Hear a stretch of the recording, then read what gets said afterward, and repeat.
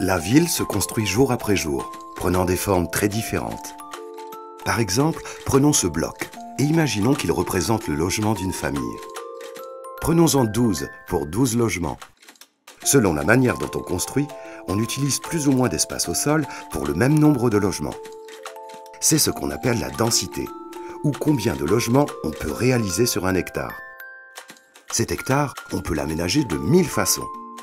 On peut construire des maisons mitoyennes, qu'on retrouve souvent dans les centres-villes et centres-bourgs, ce qui laisse du terrain pour construire davantage et accueillir de nouveaux voisins.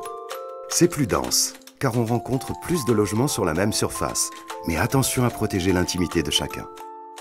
On peut construire aussi des logements collectifs, horizontaux comme celui-ci, ou verticaux comme celui-là. On dispose alors d'espace pour construire autour, mais attention à ne pas plonger les voisins dans l'ombre. Avec ce modèle, pas de jardin privé. Par contre, des espaces publics, places, parcs, aires de jeu deviennent possibles. On peut également construire des logements individuels avec de grands jardins privatifs, comme ici.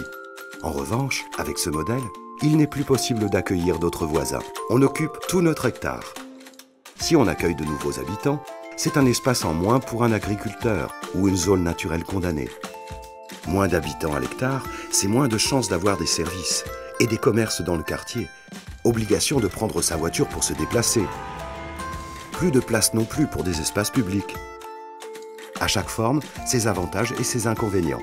Une densité différente correspond à une manière d'habiter et de faire la ville différemment. Mais n'y a-t-il pas d'autres formes à inventer qui concilient tout ça? Avec la densité attendue pour offrir des services, des transports, des espaces publics à côté de chez soi, tout en garantissant un logement qui réponde à nos besoins de confort et d'intimité. Après tout, on pourrait aussi construire les choses comme ça, non? On préserve les paysages sans construire trop haut.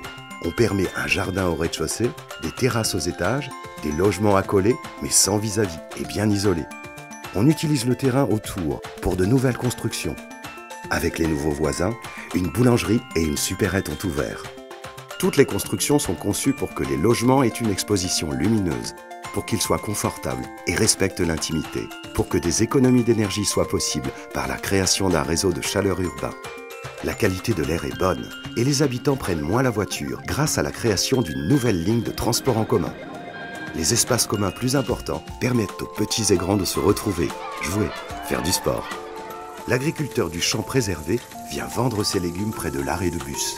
Et la forêt est restée accessible à pied ou à vélo. Vous voyez, la densité, ce n'est pas toujours ce que l'on imagine.